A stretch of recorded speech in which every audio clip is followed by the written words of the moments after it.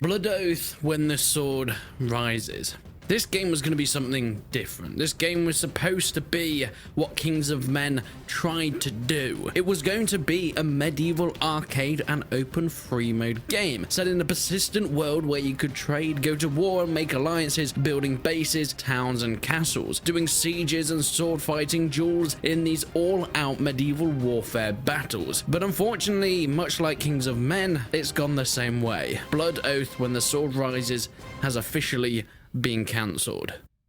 To give a quick overview, Blood Oath When the Sword Rises was supposed to have a free mode and an arcade mode, in which you put yourselves in the shoes of a medieval soldier who would take his course in this open world, fighting for your lord, the interests of your guild, or just engaging in small skirmishes, with up to 32 players in arcade mode. So as you can imagine, the arcade mode was a 32-player all-out medieval battle, much as you'd experience in something like maybe Mordhau or Mount and Blade, or even, as I'll get into a little bit later, the sort of inspiration, if you wish, of Kings and Men. But the main thing was going to be this free mode, this open world, almost persistent type game, where you could become a serf, a lord, a merchant, or a soldier, teaming up with people, making cities, towns, growing and prospering, and then going to war with other people in this big open world persistent game. And unfortunately, it just didn't seem like it was going to come together in the end. Blood Oath When the Sword Rises posted on their Discord that after 5 years of development, unfortunately they were going to have to end working on the game. This was mostly down to one of the lead developers pulling out, and of course a lack of funding and a lack of people that were willing to support the game into its later stages. There was a Kickstarter and they tried to crowdfund the game, but they didn't quite reach their goals. And even if they did, I doubt it would have been enough to really get this game to the final point that they wanted it to be. Their initial intention was to maybe even release the arcade mode on its own, and then eventually get some money from that in order to develop the full game that they were hoping to do in the first place. But as we've seen from the past, that hasn't exactly been the best way to do it. If any of you remembered, back in 2017, of Kings and Men was announced. This game was based and made by the same modders that made Persistent World, an open world Mount and Blade warband mod where you could basically do as I've just mentioned. Choose your way and roleplay throughout the world, whether you're a serf, a peasant, a merchant, a priest, a soldier, a sergeant, a lord, or even a king, going to war and teaming up with other people. And they were trying to do this in its own standalone game. Many people were excited and hyped for Of Kings and Men, and when it finally came out,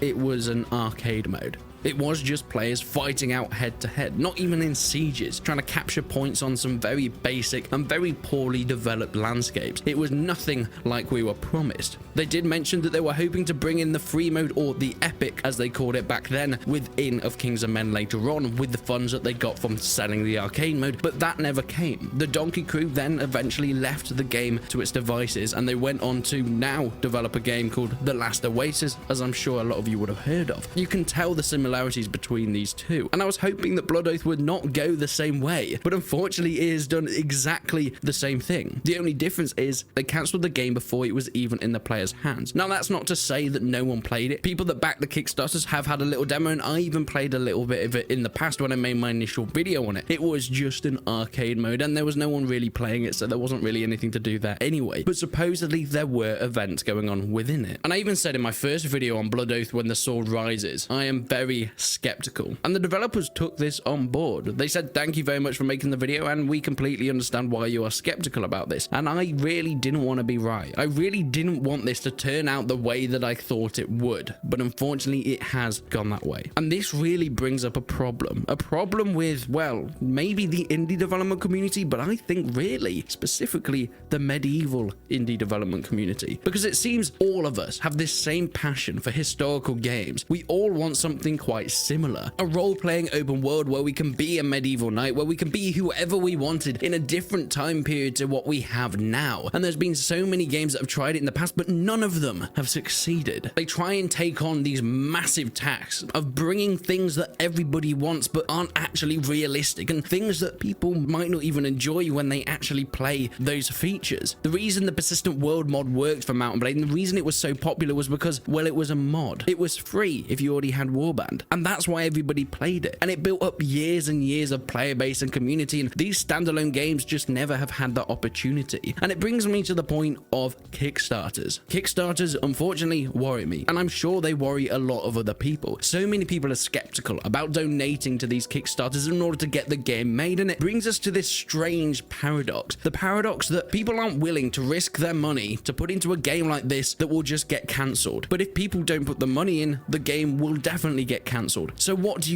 Do you risk your money so the game might actually get made, but there's still a chance that it's not going to? Or do you just step back, leave them to their own devices? You don't lose any of your money, but you don't get the game that you really want. For me, at least, this is more relevant now more than ever. There's recently a medieval game that I really, really want to happen. I've played bits of it in some testing with the developers, and I think it looks awesome. The concept of it is something that I think could blow up and could be absolutely massive, but they've asked me to help the Kickstarter. They've asked me to promote it, and they've asked me to get in on it and make sure that it gets made. But I can't risk that. I can't risk telling you guys to donate to a Kickstarter if the game doesn't pull through. And I was very much on the line. But with Blood Oath, when the Sword Rise is being cancelled, I unfortunately have swayed over. I don't really want to mention that game. I really want it to happen, and I really want to play it. And me, myself, I think I will donate to it and at least try and support it in some way. But I can't recommend people go and do it themselves because of this massive risk we now have in the medieval game community. Any game that does a Kickstarter has a massive red light over it. And that's not to say that Kickstarters haven't worked in the past. Kingdom Come Deliverance is an amazing example of a Kickstarter that did fantastically. The amount of money they raised is mind-boggling. It was millions, and we got a game that was worth millions that came out in the end. It was definitely 100% worth donating to that Kickstarter. But unfortunately, it's 1 in 1,000. Games every day get cancelled that have been donated to. Unfortunately, Blood Oath, when the Sword rises, the developers have been nice enough to not charge anyone that backed the game in the first place. But that can't be said for a game like Of Kings and Men that came out in the past. That was buying into early access, and thousands of people bought it, and then the game was ditched, and the developers went and worked on something else, and people didn't get the game that they paid for. And I don't think we can risk doing that again. So I really want to know what you think. What are your thoughts about indie medieval games and the Kickstarters they do? Because I don't know about you, but for me, I love these types of games. All these games sound fantastic, and I'd love for them to be made, but if we keep donating to every single one that comes up and getting cancelled and taken for a ride and losing our money, it might just carry on this way. So please leave your comments down below. Leave a like on the video if you enjoyed it, leave a dislike if you didn't. But until then, I will see you